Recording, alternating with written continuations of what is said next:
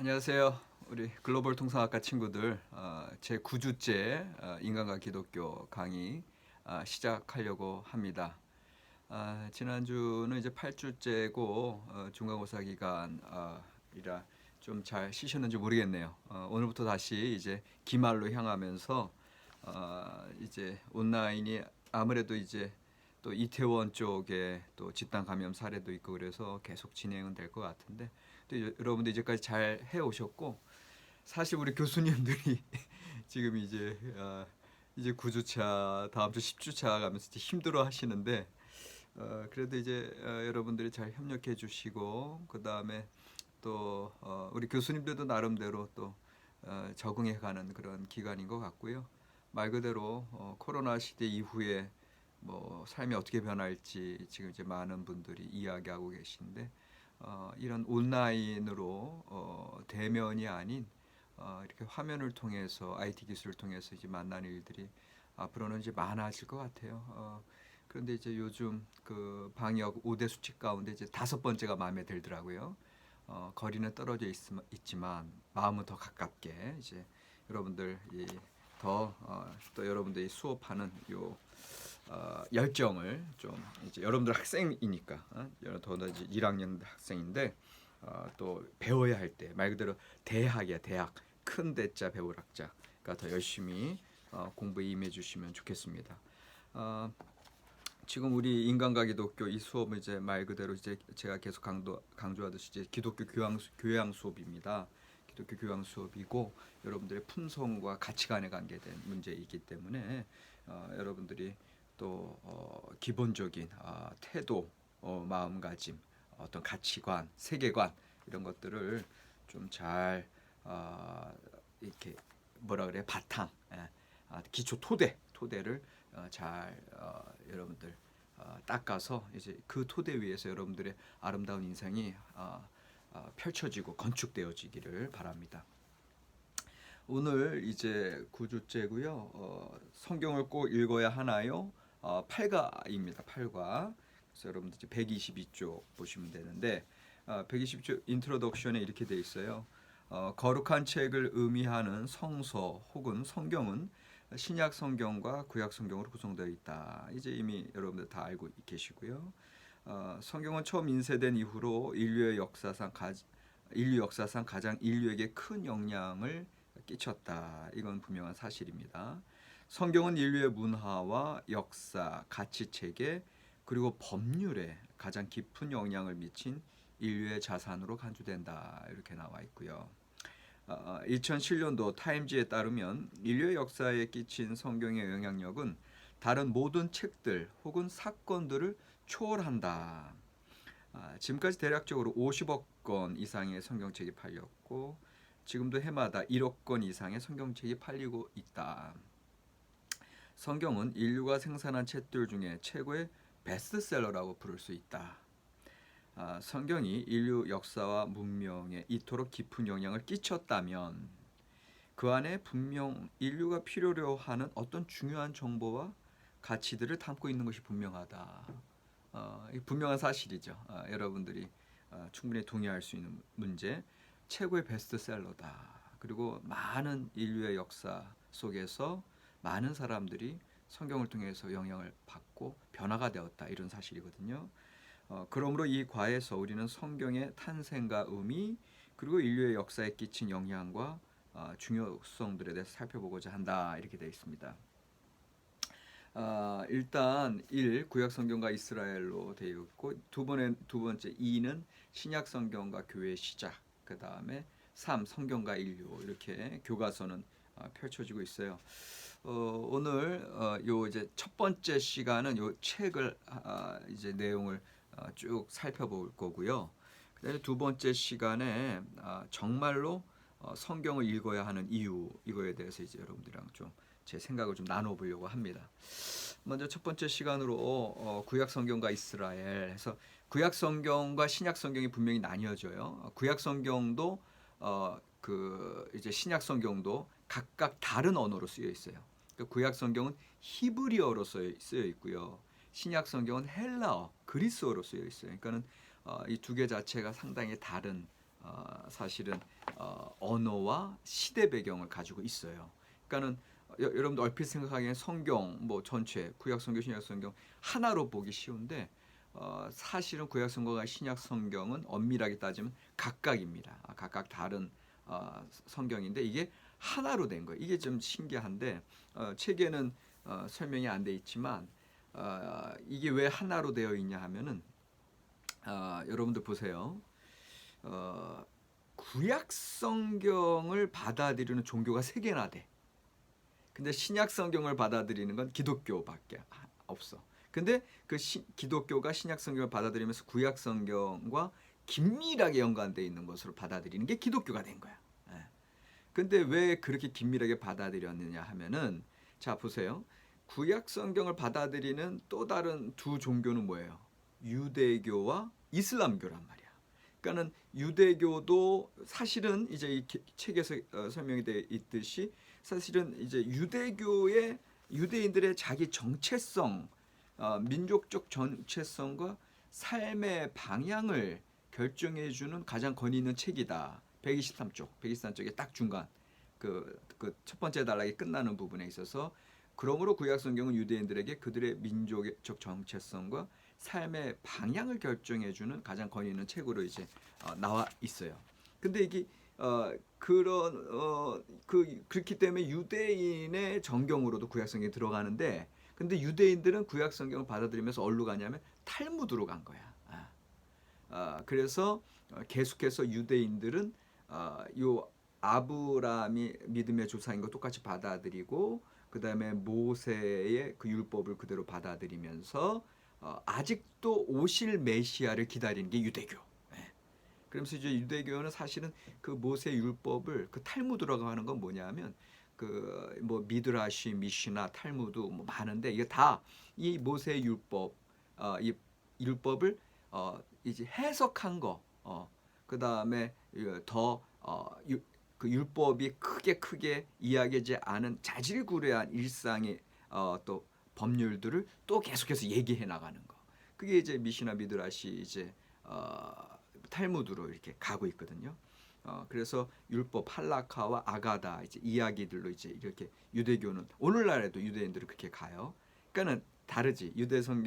유대인의 그 구약 성경에서 탈무드로 간 게 유대교라면 그 다음에 이슬람은 뭐야? 이슬람은 여전히 이슬람도 자기네들 그 다 받아들여. 아브라함 조상 받아들이고 모세 유명한 선지자 그러면서 엘리야 뭐 다 선지자들로 다 받아들여. 근데 이제 그들은 또 이렇게 가다가 나중에 마호멧을 통해서 마호멧이 하나님의 계시를 받아서 코란을 썼다. 그래서 코란으로 가지 이슬람은. 그러니까 참 재미있죠. 세계 3대 유일신 종교야. 3대 유일신 종교가 유대교, 기독교, 이슬람교가 되는 거지. 예. 근데 기독교는 어디로 간 거야?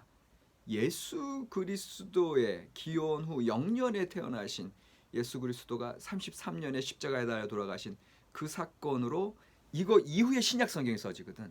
그러니까 구약 성경은 이미 오래된 성경, 오래된 법전이고 예언서고 어떤 시가서고 이런 말씀들이 있었는데 이게 예수 그리스도 사건 통해서 재해석된 거지. 그러니까 탈무드도 해석이라 그랬고요. 코란도 마호멧이 특별하게 계시받은 거고. 그러니까 이렇게 종교가 이렇게 나뉘어지는 거야. 그런데 기독교가 예수 그리스도의 그 십자가 사건과 부활 사건이 사실은 구약 성경부터 예언되어 온 메시아의 세상의 성취로 본 거지. 그래서 이제 기독교가 이제 쫙 흘러가고 있거든요. 근데 그럼에도 불구하고 현재 이 세계의 그 앞서가는 나라들을 지배하고 있었던 거, 그런 서양의 근대사들 쫙 보면은 기독교적인 전통, 그다음에 이 성경을 통해서 그 나라의 근간들이 이루어지고 이런 게 이제 지금 이 책에서 얘기하고 싶어하는 거거든요. 그렇게 흘러가서 오늘의 이제 기독교를 받아들이는 사람들에게 있어서는 이 구약 성경과 신약 성경이 이제 하나로 이렇게 가고 있는 겁니다. 그래서 이 책에서는 이제 구약 성경에 대해서 이야기할 때는 그 구약 성경이라고 하는 것은 처음에는 유대인들의 성경으로만 시작됐다. 그래서 타낙이라는 걸 얘기해요. 타낙 책의 단어와. 그래서 그 타낙에서 타에서 T는 토라해서 율법을 얘기하고요. 타낙에서 N은 그러니까 타낙 TANAK야 타낙. 그래서 T는 토라를 얘기하고 N은 느빔에서 예언서를 얘기하고 그래서 선지서라고 표현되어 있는데 예언서라는 표현이 더 확실하고 그다음에 타나크 TANAK K로 끝나지. 케투빔 해가지고 성문서. 그래서 이 성문서에는 시편이나 지혜서 같은 것들이 들어가 있거든요. 그래서 이제 원래는 구약 성경 유대인의 성경은 요 39권 그거밖에 없었던 거야. 그게 이제 탈무드로 갔다 그랬어. 근데 요게 그 구약과 신약 사이에 헬라 시대가 열리면서 많이 이제 그 고대 이스라엘 백성들이 메시아에 대한 예언이 이제 말라기서 구약 성경 예언서의 맨 마지막 성경책 말라기서가 기원전 400년에 끝나. 그러니까 예수가 태어난 건 0년이라 그랬잖아. 더 정확히 말하면 이제 기원전 4년 정도 되는데 어쨌거나 이 400년의 그 구약과 신약의 중간기가 있어. 그때가 이제 그리스 헬라 시대가 주로 이제 333년부터 알렉산더 대왕 때문에 헬라 시대가 열리거든. 그러니까 그 시대를 쭉 통과하면서 이스라엘 백성들에게는 오실 메시아에 대한 그러니까는 이제 유대인들에게 있어서 오실 메시아에 대한 기대가 커졌거든. 그래서 사실은 이제 구약 시대가 끝나고 신약 시대가 시작될 때 예수 그리스도의 탄생을 통해서 예수님이 30년 나이 30살 때 공생애를 시작합니다. 그 공생애 시작하면서 그 예수의 행적과 그 치유하는 능력과 말씀의 권위를 보고 사람들이 오실 메시아가 당신입니까? 이제 그렇게 얘기한 거예요. 그러니까 우리가 메시아 개념은 이미 여러분들 다 이제 알고 있잖아요. 구세주, 기름 부음 받으니. 기름 부음 받으니는 이미 구약 시대 때 왕에게 그다음에 제사장에게 또 선지자들에게 기름 붓는 어떤 리더십의 상징이거든. 더군다나 거기에 더 이제 신적인 권위까지 들어와 있는 걸로 생각하는데 그 기름 부음 받으니가 이제 이 새로운 시대 때는 구세주로 우리 이스라엘 백성을 다시 구원해 주실 그런 지도자. 그리고 이제 이스라엘 백성들에게 있어서는 모세도 유명하지만 모세 다음으로 유명한 사람이 또 다윗이거든. 예. 그러니까 다윗 왕이 기원전 1000년 때 이스라엘 제국을 이뤘거든. 다윗과 솔로몬. 다윗의 아들이 솔로몬 왕이야. 지혜의 왕 솔로몬. 그러니까 그 기원전 1000년에 이룬 그 제국의 융성, 제국의 어떤 흥왕, 아주 번영의 시절이 있었는데, 근데 그게 이제 책에서 나오지만 구약 시대 때 기원전 이제 721년에 북이스라엘이 멸망하고 그다음에 587년에 남유다가 멸망해. 북이스라엘 남유다는 이게 뭘 얘기하냐면 이스라엘이 우리나라처럼 남북으로 나뉘었어. 다윗과 솔로몬 시대까지는 통일 왕국이었는데 솔로몬 시대 이후에 이제 북이스라엘 남유다로 나뉘었어. 근데 그러다가 721년에 아수르 제국에 의해서 북이스라엘 먼저 멸망하고 그 다음에 또 587년에 바빌론 제국에 의해서 남유다가 멸망하거든. 그러고 나서는 나라가 없었어 이스라엘이. 그러니까 이들이 메시아를 찾는 구세주를 찾는 그 역사적인 맥락을 여러분들 아셔야 돼. 그러니까는 메시아를 찾는 이유는 바벨론 포로살이하면서 메시아가 와서 우리를 구원해 주세요. 이제 이렇게 얘기한 거고. 그 다음에 바벨론 포로살이가 언제 끝나냐면은 538년에 끝나. 페르시아 제국이라고 하는 새로운 제국이 바벨론 제국을 물리치고 페르시아 제국이 이제 포로들을 다 풀어줘. 그래서 이스라엘 백성들도 예루살렘으로 이스라엘로 다시 돌아오는 거지. 그래서 그러나 돌아오긴 돌아왔으나 자치적인 국가를 여전히 못 갖고 있어. 왜 못 갖고 있어? 페르시아 제국의 식민지에 불과해. 그러니까 많은 식민지들 중에 하나에 불과해. 그게 이제 유다 식민지였는데 유다 식민지.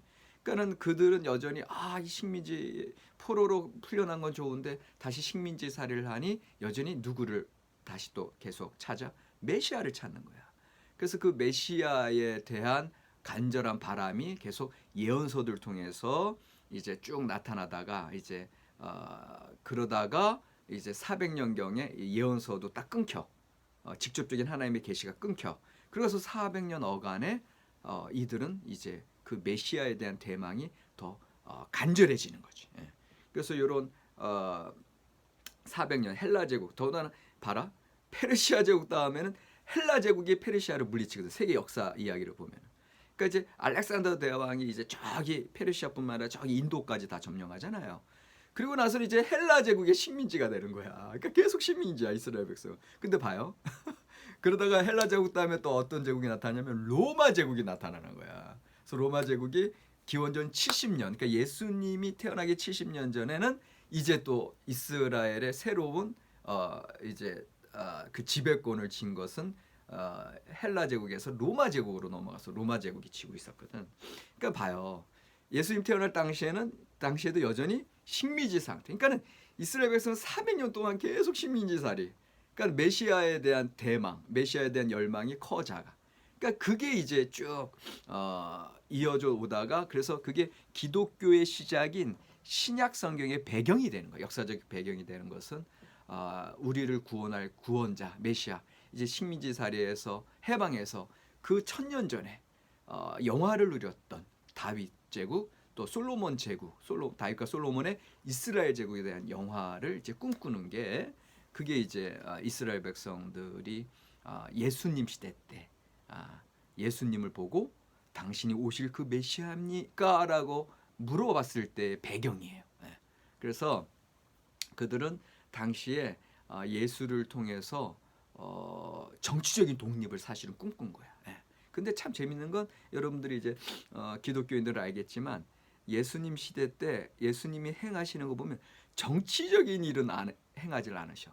정치적인 어떤 리더십보다는 그냥 가난한 사람들 도와주고 그냥 그들과 같이 식사하시고 질병 들은 자들 치유해 주시고, 그다음에 기적 오병이어 같은 떡 5개와 고기 2마리로 5,000명을 먹이시는 뭐 이런 기적들만 있었지, 정치적으로 당시에 이제 정치적인 실권은 사실은 로마 식민지 하에 있기 때문에 로마 총독 간헐 하에 있었거든요. 그러니까는 당시에 그 유대인 종교 지도자들은 나중에 예수님을 십자가 못 박혀 죽인 사람들이야. 그 유대인 종교 지도자들은 이 로마 총독에게 잘 보이고 제국 정부에게 잘 보여서 자기네들 지배권, 자기네들 헤게모니만 이제 유지하려고 했었거든. 근데 그들이 딱 봤더니 어느 날 시골뜨기 이제 갈릴리 이제 나사렛 예수라고 했을 때는 그냥 시골 마을을 얘기해. 나사렛이라고 하는 갈릴리 그 호수가 있는 그 시골 마을에 나사렛에서 온 예루살렘에 와가지고는 자기가 메시아인 것처럼 행동하는 그 예수가 그 당시에 종교적 지도자들은 마음에 안 들었거든. 그래가지고 이 예수를 어떻게 처치할까 하다가 예수님의 12제자 중에 하나인 가룟 유다 통해서 그를 붙잡고 그리고 나서 이제 로마 총독, 당시 이제 빌라도인데 총독 빌라도, 본디오 빌라도에게 이제 재판을 받게 하고 십자가에 처형하는 거거든요.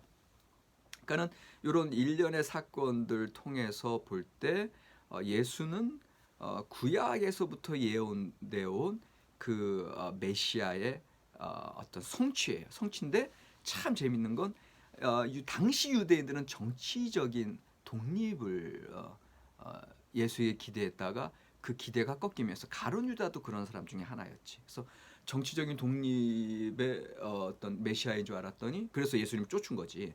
그런데 가만히 봤더니 뭐 정치 운동은 하나도 안 하고 그냥 가난한 사람들도 그냥 같이 지내고 하늘나라만, 보이지 않는 하나님의 나라만 외치거든. 그게 답답한 거지. 그러니까 결국은 유대인들은 여전히 이제 이쪽으로 가면서 아직 메시아가 안 왔다고 이제 얘기하는 거예요. 오늘날까지도. 근데 기독교인들은 이 예수님께서 실제로 오셔서, 그리고 참 재밌는 건 다윗의 자손으로 오셨거든. 그러니까 다윗의 자손으로 오셨다고 하는 게 상당히 상징성이 커. 왜? 다윗과 솔로몬, 그 다윗 왕조의 번영을 꿈꾸는 거거든. 그러니까 다윗 왕조로 오셨기 때문에 당시 유대인들이 더 예수께 기대했는데, 그러나 그런 모습은 보이지 않아. 그런데 오늘날까지 이어지는 기독교 신앙은 뭐냐 하면 정치적인 나라가 아니라 어떤 영적인 나라를 얘기하는 거예요. 그러니까 영적인 나라라고 했을 때 또 여러분들이 금방 안 받아들여지겠지만 예수님이 그런 얘기했어. 하나님의 나라는 이곳에 있다 저곳에 있다고 얘기할 것이 아니라 너희들 마음에 있다 이런 얘기 하시거든. 결국은 마음 속으로부터 보이지 않는 하나님의 나라 천국이 이루어질 때 보이는 세계도 천국이 되고 하나님의 나라가 된다고 하는 게 이제 예수님의 가르침이거든. 그래서 그런 가르침이 신약 성경에 쭉 써져 있고 그런 가르침에 대한 구체적인 적용이 이제 서신서들 신약 성경에 이제 복음서는 예수님의 가르침을 얘기했고 또 바울 서신들이나 일반 서신들이 있어. 일반 서신들은 이제 그 예수님의 가르침을 실제로 삶에 적용할 때는 우리가 사랑해야 되고 우리가 겸손해야 되고 그리고 우리가 정말 남을 섬겨야 되는 게 정말로 그것이 오히려 하나님의 나라를 이루는 방법이고 이런 걸 쭉 얘기를 이제 하고 그래서 그것이 이제 교회의 어떤 윤리적인 지침이 되고 교회가 실제로 어떠한 삶을 살아가느냐의 방향성을 제시해 준 거지. 그러니까 이런 내용들로 이제 구약 성경으로 신약 성경에 쭉 흘러가요.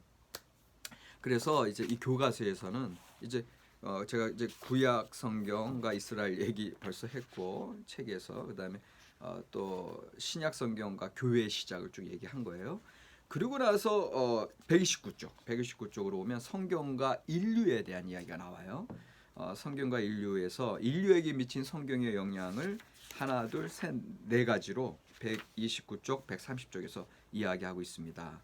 그래서 이렇게 이루어진 기독교 신앙인들이 받아들인 성경이 그 이후에 펼쳐지는 서양의 역사의 근간이 됐고 왜냐하면 다들 기독교 국가들 카톨릭이든 개신교든 이제 기독교 국가들로 다 이제 형성이 되어 와서 이제 현대 국가에 이르게 되거든요. 그래서 이런 걸 봤을 때 특별히 첫 번째 인류에게 미친 성경의 영향은 인간의 권리에 대한 강조다 이렇게 나와요.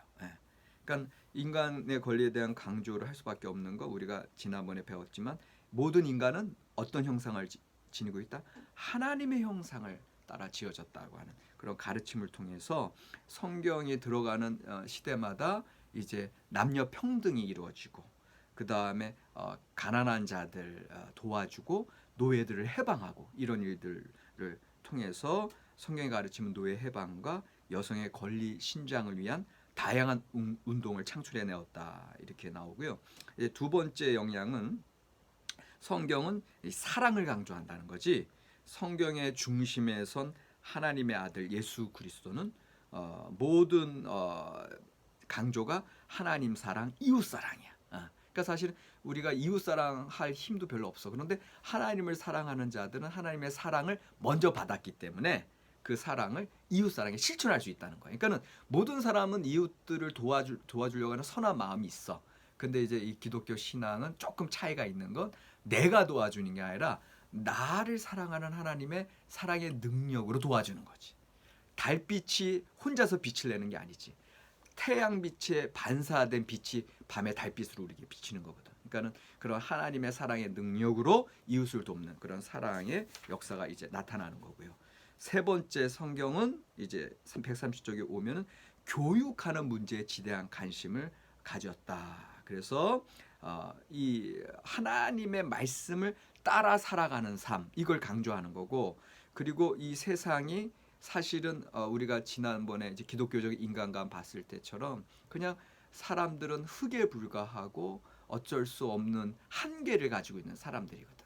근데 그런 사람들이 여전히 이 복잡하고 어떻게 보면 사람 대 사람의 투쟁으로 가득한 생존 경쟁에 가득한 이 세상에 살아가는 길들에 있어서 가장 중요한 가치가 뭐냐? 요거를 이제 그 길을 알려주는 거지. 이것이 하나님의 이제 진리를 따라가는 삶이다라고 하는 거. 그러니까는 진리가 무엇이냐라고 했을 때는 이 복잡한 세상 속에서 참 길을 보여주는 거야. 그래서 이 길 따라 살아갈 때 사랑할 수 있고 평화할 수 있고 그래서 정말 모든 사람들이 행복하게 살아갈 수 있는 그런 길을 제시하는 거. 그래서 교육하는 일에 이제 열심이라는 거고 끝으로 네 번째는 인류의 법 질서. 그러니까 성경 자체가 이제 구약 성경 율법이 중요하고 또 예수님께서도 사람들에게 서로 내가 남에게 대접을 받고자 원하는 대로 네가 먼저 남을 대접하라, 이런 그런 어떤 평등성, 그다음에 공의를 이제 가르쳐 주셨어요. 그러니까 정의와 공의. 그러니까는 어떤 사랑의 가르침뿐만 아니라 사회적인 공동체에 있어서는 법질서 그리고 공정한 삶에 대해서 강조하면서 하나님의 공의 개념을 통해서 이 세상이 각각의 공동체, 각각의 민족과 나라들이 이루어져야 된다는 그런 것을 이어받은 거죠. 그래서 이제 기독교적인 국가들, 또 기독교적인 가치를 따르려고 하는 나라들은 그만큼 또 공정한 삶, 평등한 삶. 왜냐하면 하나님이 심판주, 결국은 우리의 모든 삶을 나중에 심판하실 분이 계시다고 하는 거. 그러니까 그 심판하실 하나님 앞에 우리는 의롭게, 정의롭게 행해야 된다라고 하는 사상이 들어와 있기 때문에 부패하고 타락하는 것을 이제 막을 수가 있는 거거든요. 그래서 기독교적인 어떤 인류에게 끼친 영향, 이런 네 가지가 이제 들어와 있고요. 131쪽의 끝으로 조선에 들어온 성경, 이제 이 이야기는 이제 나중에 우리가 또 기독교 우리 대한민국에 들어오는 기독교 역사의 그런 부분들을 또 살펴볼 기회가 있을 때 더 이야기하겠습니다. 그러니까 첫 번째 시간 마쳤고요. 이 첫 번째 시간 과제는 뭐냐면은 131쪽의 5번에 나와 131쪽 토론 주제 5번, 인류에게 끼친 성경의 네 가지 중요한 영향들에 대해서 토론해 보시오. 이게 첫 번째 과제입니다. 자, 첫 번째 시간 끝났습니다.